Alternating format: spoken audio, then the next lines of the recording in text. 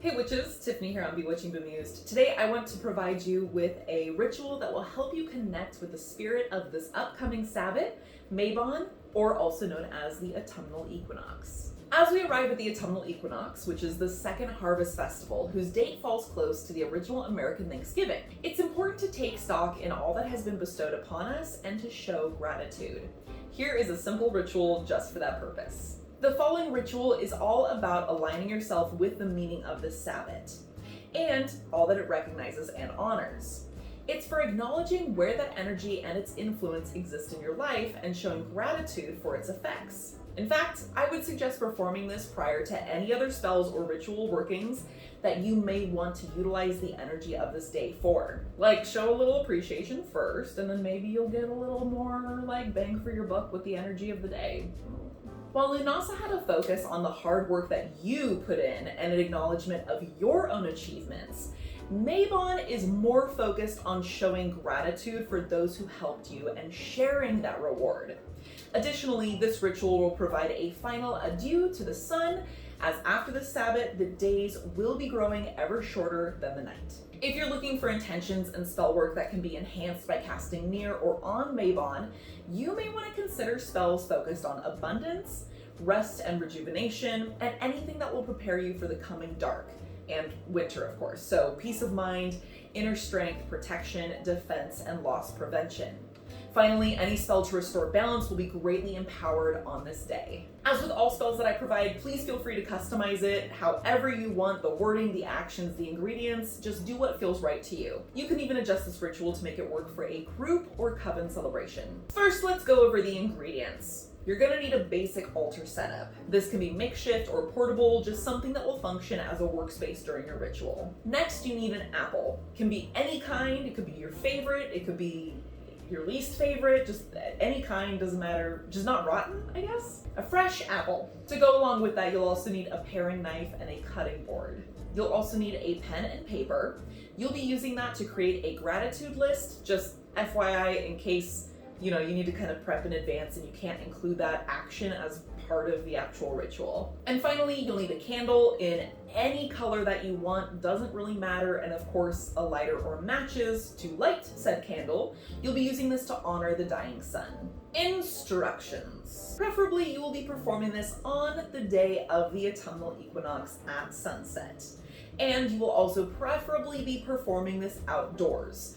But if it needs to be done indoors for weather purposes or privacy or what have you, just make sure to find a place outside later on where you can leave your offerings after the ritual. More details on that in a bit, but do consider that your offerings will attract wildlife and insects, which is a good thing as you want them to partake in your offering, but you do want to place the items where those living little critters won't be a nuisance to you or others, and they also won't be harmed in your environment. Let's actually begin now. So if it's part of your practice, make sure to cleanse your tools, ingredients, and space.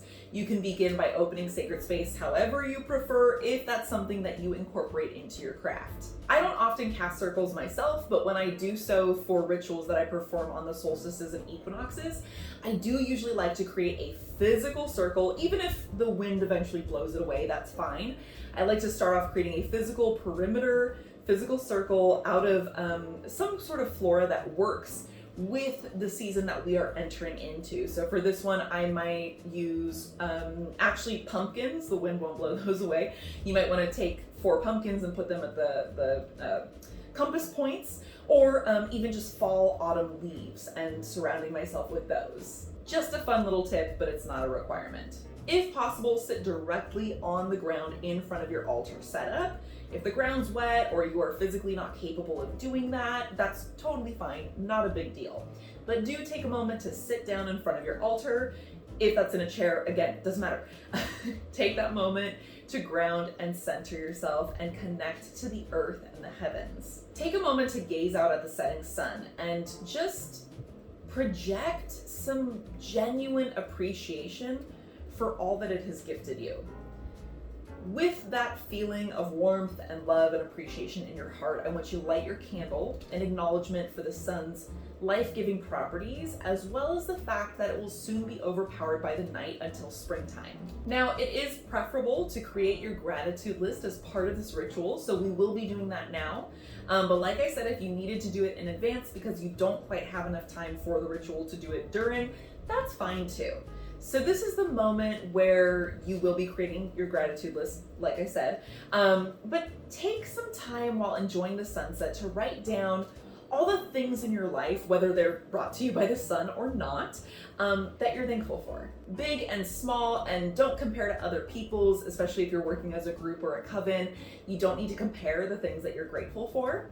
And while I hope that you have dozens, this can be as many or as few as you can think of, really. If you have a lot, I do recommend that you pair certain similar ones together, which will make sense why I'm saying that in a moment, especially if they are coming from the same source, right? So if you have both warmth and shelter coming from your ability to live in a house, then just list those together. Once you have your gratitude list down, you can just kind of count out how many items you have on that list. And then using your cutting board, I want you to carefully cut your apple into a chunk or slice for each item on your list. Like I said, that's why you might want to pair some together if you have a lot. It's okay if you make the chunks really tiny, but this could get, like, if you have like 100 items on that list, it's going to be a little difficult. I guess you could always use more than one apple, but like, damn, that just seems like a lot of work. Like a little more work than is necessary. I also recommend that you remove the stem and seeds and just sort of set those aside, and you can compost those later. Take one piece of the apple into your hands and look at the first item on your list. Visualize that item. Remember how it manifests or manifested into your life. Where did it come from? How did it make you feel? How does it still make you feel? In what ways does it enrich or better your life?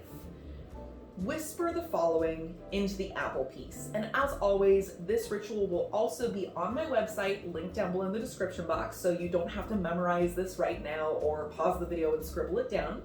But this is what you will be whispering into the apple piece in your hand. I am grateful for item on the list, and send out my thanks. May that blessing continue in my life and be shared with others. At that point, you're going to take that apple piece and you are going to just toss it off out into your yard or the forest, wherever you happen to be working. You're going to toss it out there to be enjoyed by the wildlife and as part of your offering. If you are not working outside, you can place it aside on a plate or something and just, like I said, plan that later on after the ritual, you will take your items, your apple pieces outside and leave them out as an offering. You are going to repeat this visualization and this blessing that you will place on this offering for each apple piece and each item on your list. When you've gone through it all, you can end your ritual with your chosen closing phrase, whether that's blessed be, as I will it, so shall it be, thank you, the end, goodbye, whatever it is. And then at that point, go ahead and extinguish your candle. Optional, if you do not want to, or you are not able to just leave the apple pieces strewn about outside until wildlife picks them up or they decompose, you can just leave them out until the following sunset, so approximately 24 hours. And then you can go out, gather them, and dispose of the leftovers however you need to. Final note, as always with these ritual videos, I totally acknowledge that you're a human being, you have a changing schedule, you have responsibilities.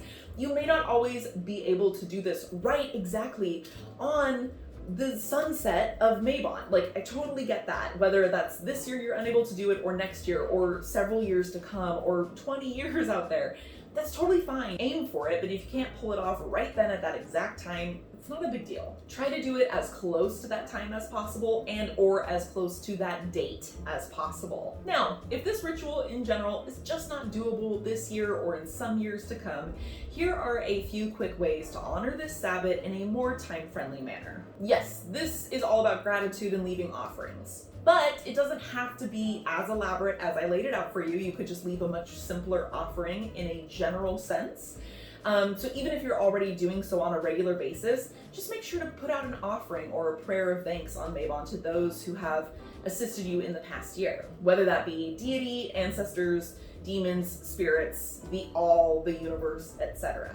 The ritual is a more complex manner of making an offering, but if all you have time for is lighting up some incense and saying thanks over it, then that's okay too. Create a gratitude list, even if it isn't in the full ritual format, because even just taking the time to sit down and make that list, even if you can't do that in one go, maybe you make it over the span of several days or whatever, it's still beneficial for yourself because it gives you time to kind of take stock. It's proven to be psychologically helpful in helping you find happiness in your day-to-day life and appreciation for the things that you have, but it also helps you project appreciation outward.